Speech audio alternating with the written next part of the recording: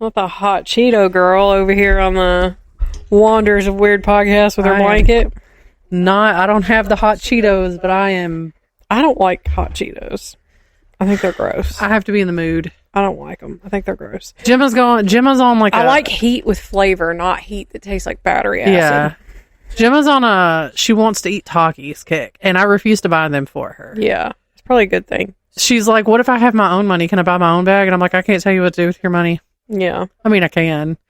But I'm like, because she's going to get them. Yeah. She gets them at school somehow. Yeah. I don't know if they sell them. I don't know if they sell them. There's like an illegal Taki ring probably. At school. I didn't wrap this blanket around me good enough.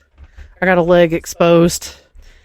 Well, it's kind of chilly in here. I was going to say, it'll get real warm if we close that door. Do you want me to? You want to? That's fine. It's up to you. It don't matter to me one bit. Are you going to get hot? No, I'm not going to get hot. That's going to require me to get up. I don't have the force. I'll do it when you're reading. How about that? No, it's okay. That's fine. No, don't worry about it. Don't get up. I'll throw things at you if you get up. I'm not getting up. Okay. So, welcome back to the Wanders of Weird. We did this topic way back in the beginning. This was like 2023. So like some of our first episodes, back when our mics were terrible. And so I am personally looking forward to just doing it a little bit better. Just outside of 3 years ago. Yes. Because it was like the mid to end of, well, no, it would have been March because we were, I sent the email on this on 2/23 of 23. Yeah. So like right after we started the podcast.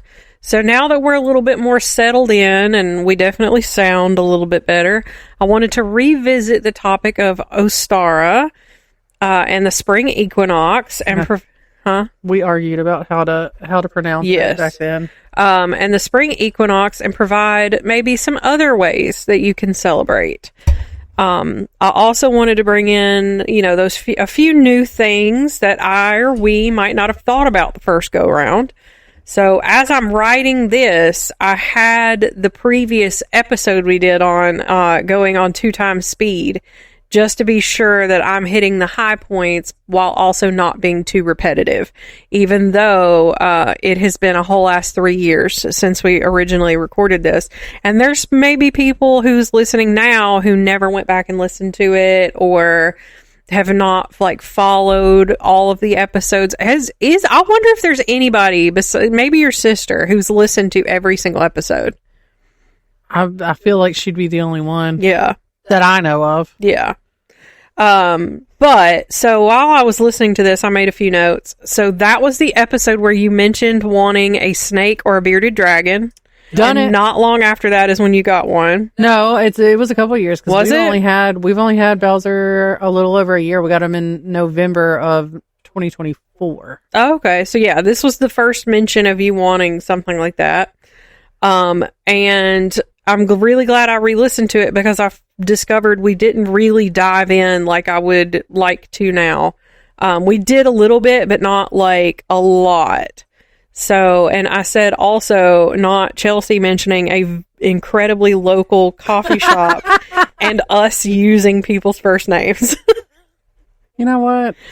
Not me 3 years later being like, you've got to edit out because you used our whole ass name of the city. Right. And I also said, I love that we were very excited about 500 downloads and having just a few steady listeners. I said, I don't know that we've really grown too much since then, but we are over 7,000 downloads now. And I'd say that we probably have a steady 14 to 17 people that listen weekly. And even though, we're a few years in now and that really doesn't sound like a lot, I think it's still pretty cool. Yeah. And I said, I'm still amazed with how much we have grown, even if it is just a little bit.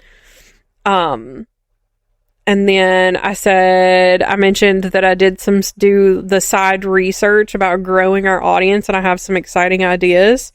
So some episodes that I would maybe like to revisit and do better, kind of like these episodes, like the the witchy-esque topics, because when we started this podcast, we wanted to do a little bit more of that.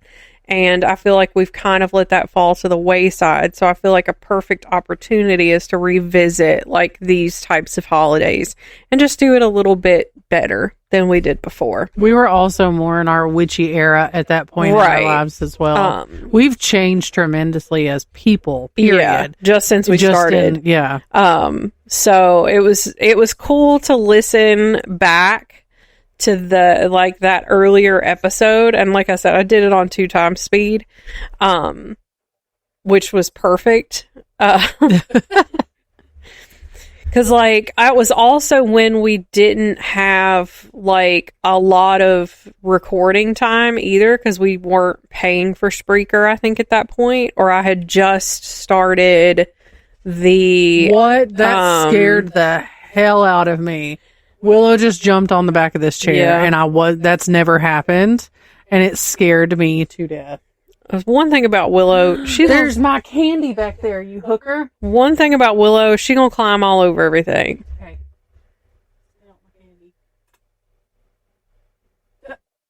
She acted offended when I blew her a kiss. Did you see that? Yeah. That is my candy, Heifer. She said, "Let me put my bow on it." Anyways, sorry for the interruption. Before, we gave you kind of a history of Ostara and ways to celebrate the equinox through food, herbs, and crystals. And I wanted to introduce some other ways that I feel that I personally would be more likely to use in my everyday life now, and just kind of give like an overall refresh of the spring equinox. So I used the book. I used 2 books in writing these episodes for this week. But for this episode, or for this recording session, I used The Pagan Book of Days by Nigel Pinnock, and it says that Ostara, or the vernal equinox, or it is also known as Alban Ilir, which seems to be more of the Druid belief system, is on or about March 20th. And this year, according to the almanac, it does fall on Friday, March 20th at 10:46 a.m. EST. So for us, that'll be 9:46. Of this night of us recording, and this right here exactly, except for we had the things up. Yeah. Now Willow's sitting on my desk, guys. Sorry. We're having a very reminiscent episode, apparently. Amara's over here in my lap, and Willow wants in my lap, but Amara's not going to allow it to happen, so she's going to go over there and do some fuck shit. I just need you to know that. You dropped it. It's okay. This is the second festival of the natural year and marks the changeover point of the dark and light halves of the year. The sun will rise due east and set due west, and gives us exactly 12 hours of daylight and begins its increase. Modern bureaucracy says that the equinox is the first day of spring, but it is actually the midpoint of the traditional season of spring, which stretches from Imbolc, is that right? Imbolc, which falls from February 1st until Beltane, which is March 1st, or May 1st. The equinox is the time of conception, when the rising light overcomes the darkness. This was a quality acknowledged by the Church as the festival of Immunication of the Blessed Virgin Mary, which was March 25th, and known as Lady Day. Oh, and I did put in a link for the almanac, so I could open that.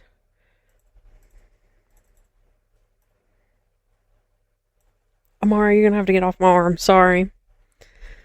I need my keyboard shortcuts. So, on the almanac, it like lists, because we talked about the almanac a few episodes ago.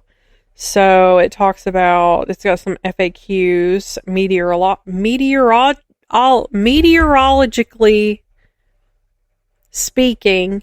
The first official day of spring is March 1st, and the last day is May 31st.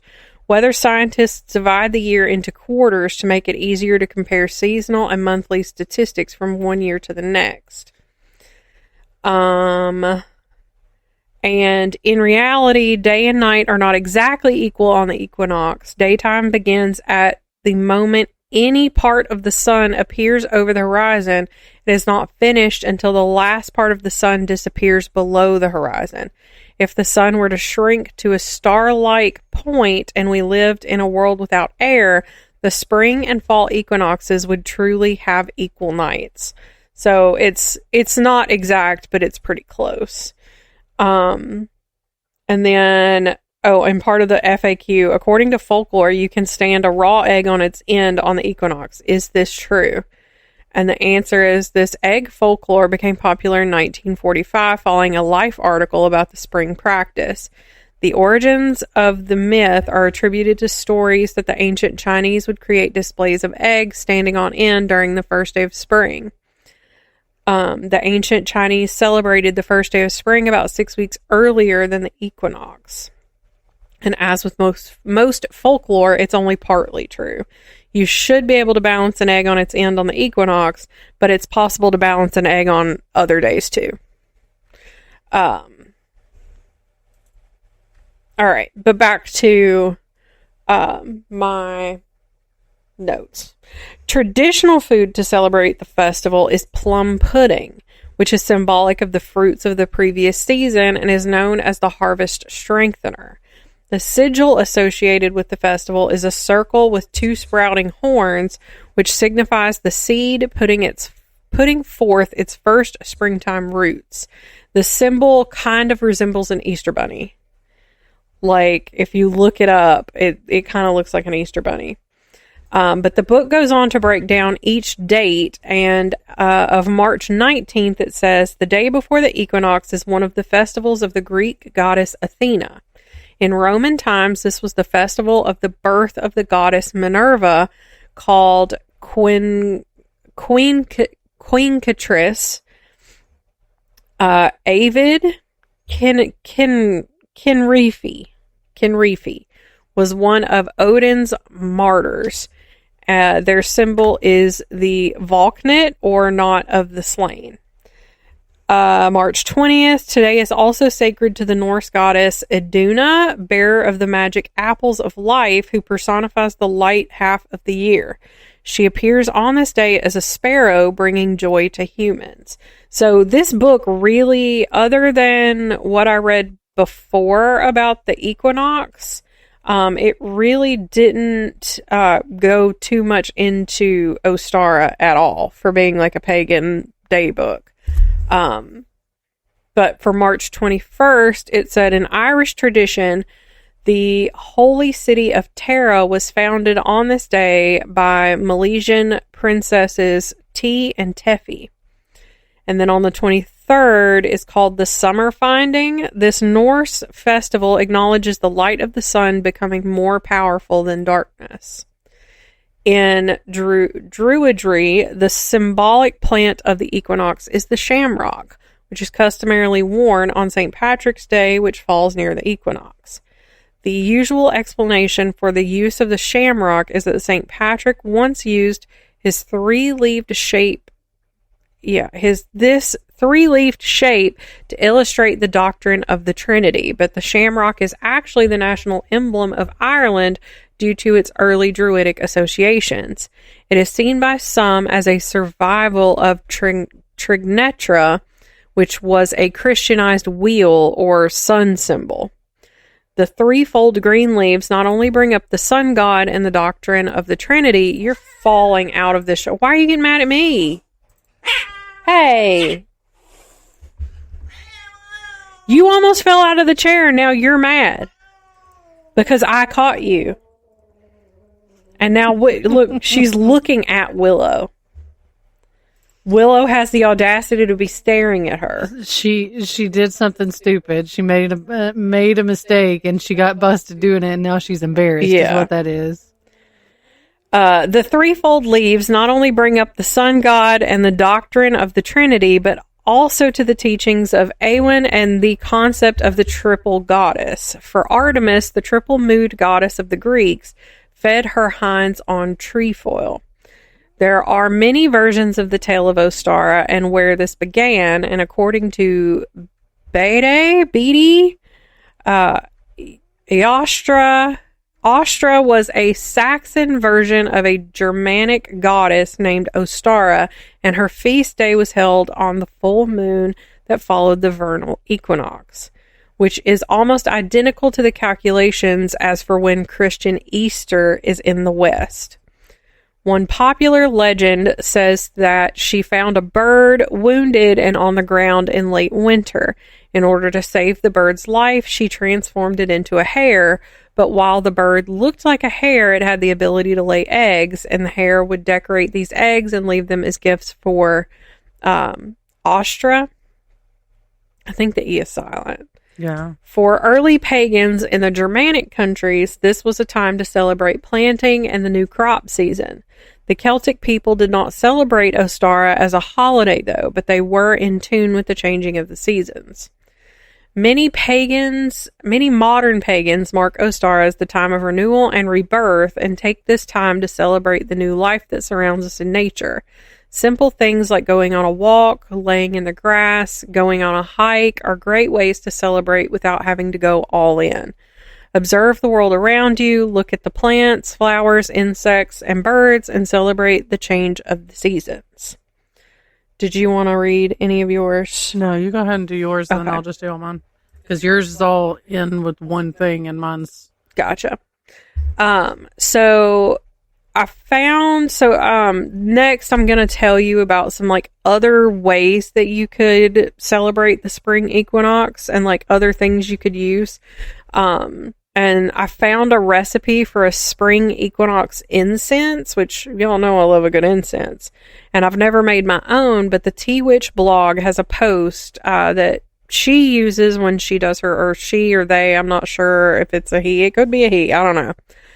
But for spring morning prayers. Prior to blending, the author recommends lighting a candle to open the doorway, and as you blend your herbs and oils together, use your chosen goddess's name as a chant to summon feminine energy. The author notes that to them, spring has a female aura to it, which I'm inclined to agree with because of like the fertility of it. Rebirth. Yes. They note that you should be checking the flame of your candle, as most believe that it is that in a still room, a flickering candle indicates that you may have a divine presence in your company. And in your mortar and pestle, blend equal parts cinquefoil, which can be purchased in a dry tea blend over on the Zon, along with jasmine flower and rose oil, which this person said like they use oil and it's like the best for what they use it for. So it's really simple, and I may actually give this a whirl. My sister's made her own incense before. I've got a whole book over here of like different oils and blends and incenses and all that kind of stuff. She used to make her own like little incense cones. Yeah. And then in keeping with doing something different to celebrate, and something that I personally would be more likely to do, I wondered if there were some meditations that someone could do, perhaps while you've got your equinox incense going. And I found several meditations available for the spring equinox on YouTube that are totally free, but there are a few that you can pay for if you want. And I've linked a 10-minute guided meditation in the episode notes down in the sources. But you're going to want to find a quiet place where the vibes are just right, and be sure that there are no distractions or anything that could disrupt your meditation session. I would be more likely to play this on my phone with my noise canceling headphones. I personally have struggled for years with meditation because I just couldn't shut my brain off long enough, which I now know was ADHD the whole time. But with a guided meditation, I feel like I would be much more likely to accomplish the goal of the meditation. It would put me in the mindset much easier than just trying to sit in the quiet and meditate. So you will need to have your intentions going into your meditation session, and soulgenesis.com says feel grounded, centered, and in harmony with the natural rhythms of light and dark within and around you. Sow the seeds of your dreams and desires in fertile inner soil aligned with the energies of growth and renewal. Emerge feeling refreshed, empowered, and connected to the blossoming potential of your soul's path. Let me take a little sip. A little sippy sip. Willow. And then another really easy way to celebrate the spring equinox is with a cup of tea. NumiTea.com has a list of 5 teas to help you celebrate the spring equinox.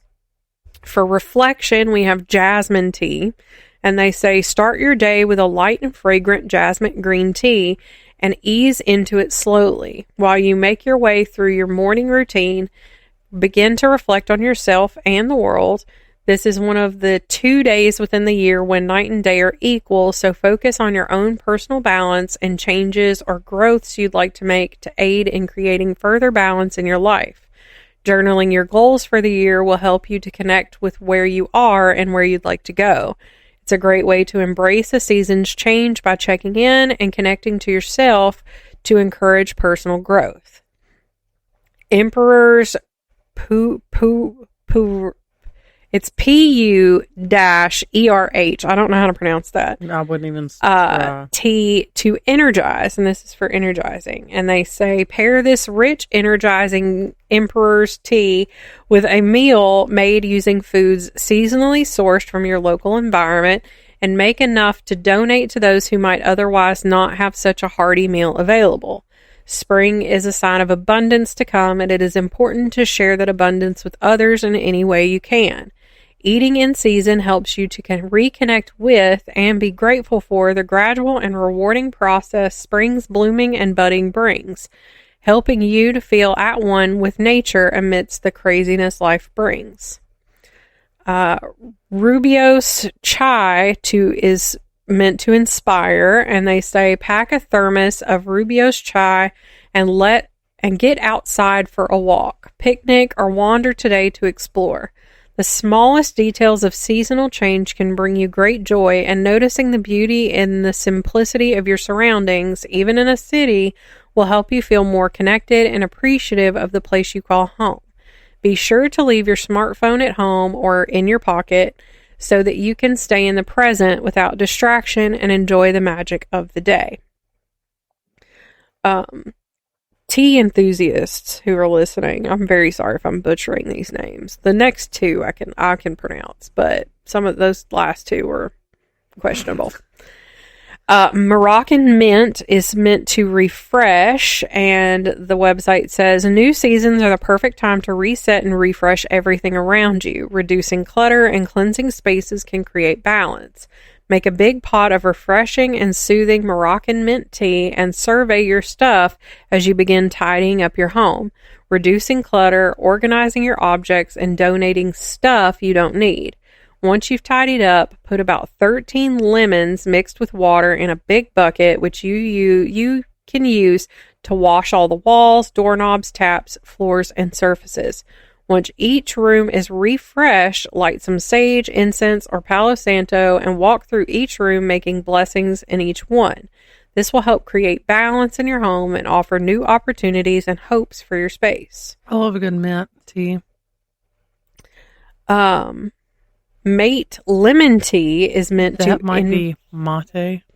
Mate? It didn't have any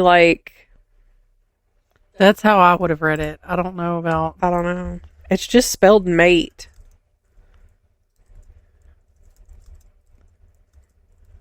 It didn't have any accents or anything on it. Maybe it is mate. No, it definitely says mate. Mate. Okay. Anyway, it's meant to invigorate. Check what bulbs and seeds are ready to be planted in your local environment, if planting outdoors, and find out what plants will best survive indoors if that's where your new blooming buddies might live. Then make yourself some mate lemon tea to give you gardening energy and start filling up your home or garden with seeds to begin cultivating new life. This will put your home and or garden in rhythm with nature while purifying the air, your health, and sharpening your focus as well. I love it. I like a good tea, though. I envision myself liking tea, but every time I Now, I did get some sleepy time tea once. It's still in the pantry, but knocked my ass out.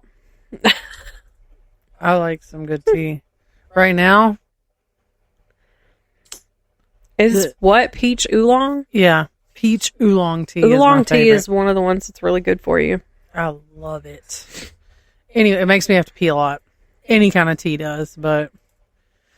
So, anyway, I'm going to talk about how the spring equinox is kind of celebrated in different cultures and not just this one specific. Dude, Willow has been over here like my little bump on the log over here. Even though when I scratched her leg, she got mad about it, so we had a little bit of a fight, but it's fine. So as soon as winter loosens its grip and the earth begins to stir again, subtle signs announce the arrival of spring. Snowdrops give way to purple crocuses. That was hard. And bright yellow daffodils. Birds grow louder in the early morning hours, their songs greeting longer days and softer light. Across the globe, cultures pause at this turning point in the year to celebrate renewal, freedom, rebirth, and hope. At the heart of many of these celebrations is the spring equinox, the moment when the sun is positioned directly above the equator and day and night are nearly equal in length. The word equinox comes from Latin aqueous or equal, and nox, which means night. In the northern hemisphere, this event, also called the vernal equinox, usually occurs on March 19th, 20th, or 21st. And I don't know why I put this in here, but in 2025, it fell on March 20th. For thousands of years, because my brain, honest to God, my brain still thinks it's 2025 90% of the time. For thousands of years, societies have marked this astronomical balance with festivals rich in symbolism, ritual, and joy. While each tradition is unique, they share a common thread.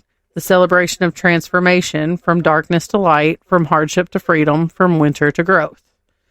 So the first one that we're going to talk about is Passover. The Jewish holiday of Passover, known in Hebrew as Pesach, is a deeply meaningful spring festival that commemorates the liberation of the Hebrew people from slavery in ancient Egypt.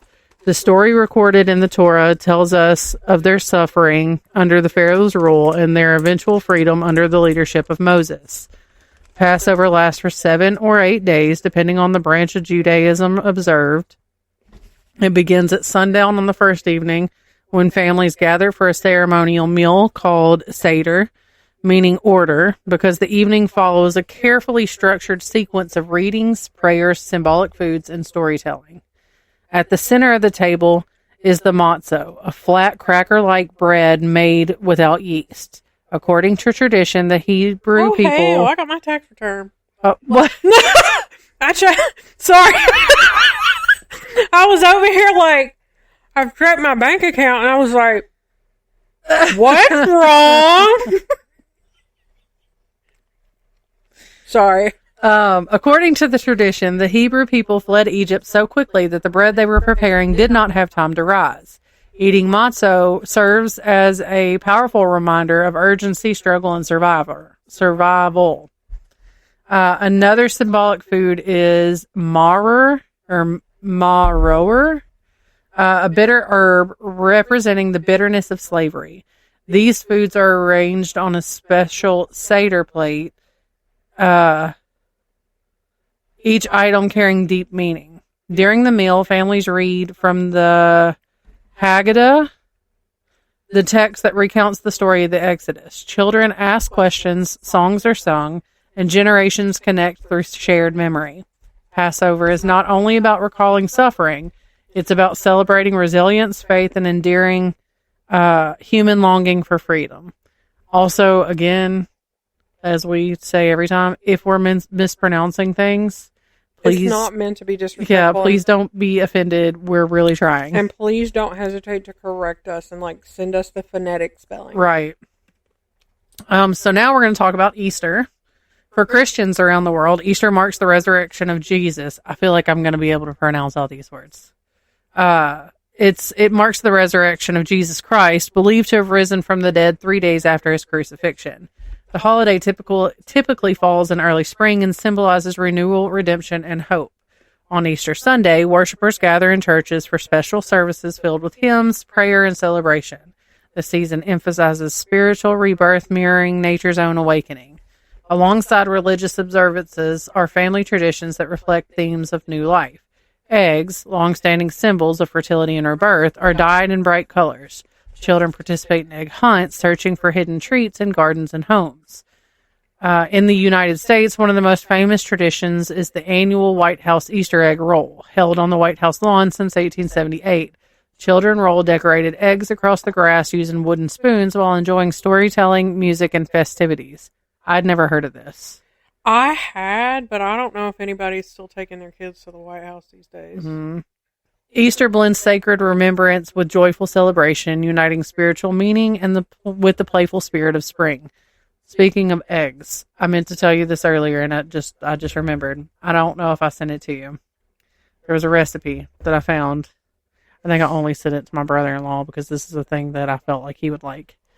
It was the tiniest, like silver dollar sized cheese, like burger patty with cheese on it. You told me, and instead of buns, it was deviled eggs. And I said that sounds foul. Oh, I would. Yes, we did talk about this. When I had my headphones on, I was over here. My phone was sitting over here. I kept turning around like you were the phone. Oh, we did talk about this because you were like, I feel like Daniel would eat that. Yeah, that feels like something Daniel would eat, but I would definitely try it. But I do like a fried egg on my burgers too. So I don't. He does. I don't. Anyway, I'm going to pronounce this as Holi or Holi, Holi. Mm-hmm. In India and Nepal, the arrival of spring explodes into color during this this holiday, this celebration, known as the Festival of Colors, celebrated on the last full moon in the lunar month of Falguna, my bad. Holi or Holi marks the end of winter and the triumph of good over evil. The celebration begins with bonfires symbolizing the burning away of negativity. The following day transforms streets into clouds of vibrant powder called gulal. Participants joyfully throw the brightly colored powders and splash water on one another in a spirited expression of equality and shared celebration. Music fills the air. Traditional sweets are shared.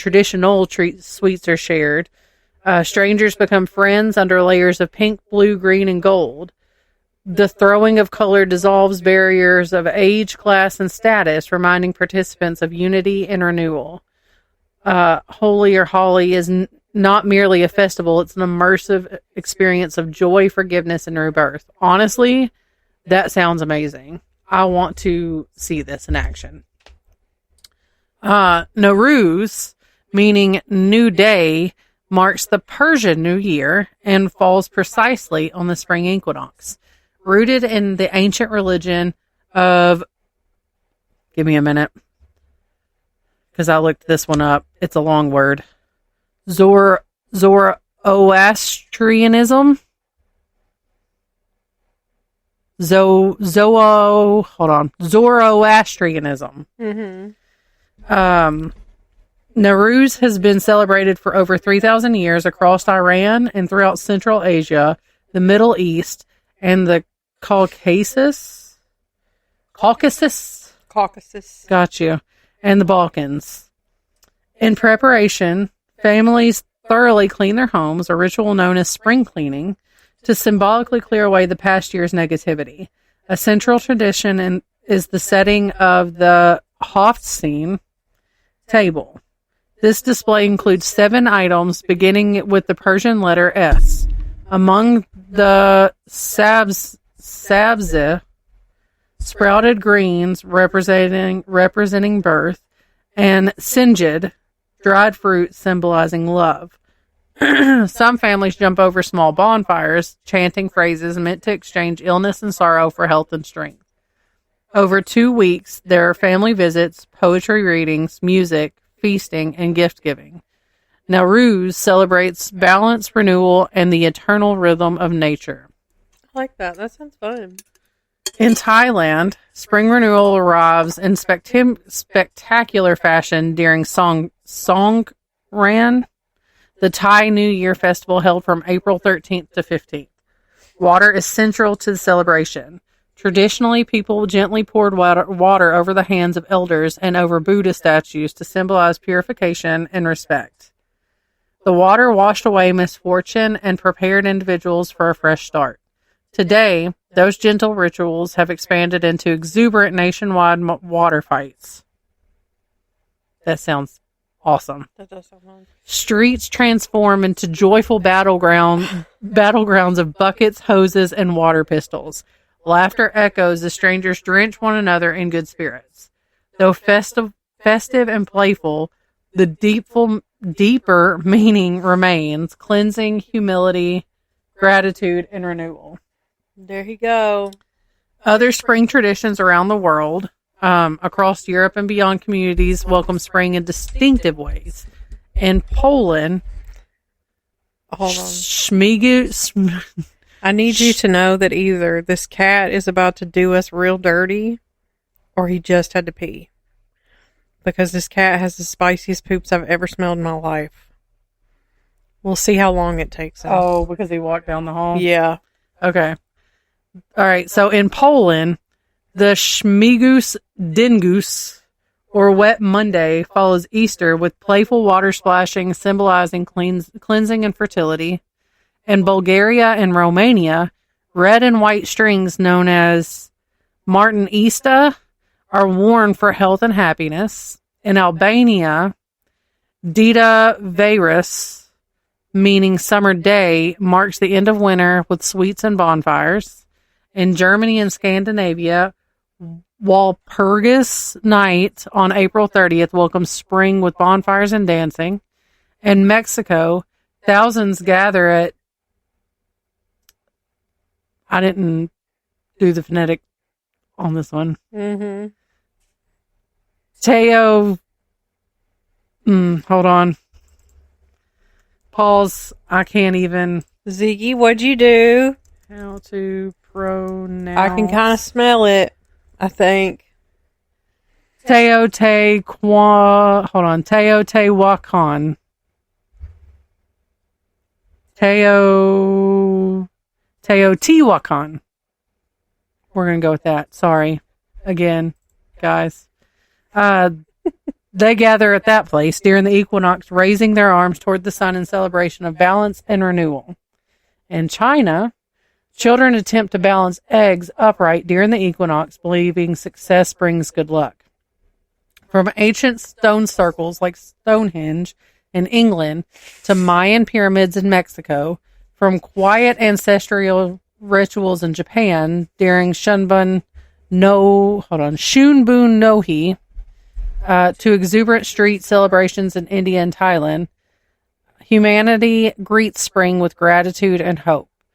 Though customs differ, some solemn, some playful, some deeply spiritual, they all do reflect the universal truth, and that's that spring represents possibility. It's the promise of growth after hardship, the light after the darkness, and the beginning after the end. Across continents and cultures, the changing season reminds us that renewal is always possible, and that, like the earth itself, we too can begin again. Willow. Why you got your ears pinned back? Your ears are in sport mode. What's going to happen if I try to kiss you on your forehead? She got a big old bald spot. Where? On her forehead somewhere. Well, maybe right there. Yeah, that's a roundabout where it was. What happened? She probably her tussling with somebody. Did little cat do that to you? All right. Or was it Amara? Is that all you got? Yeah. Okay.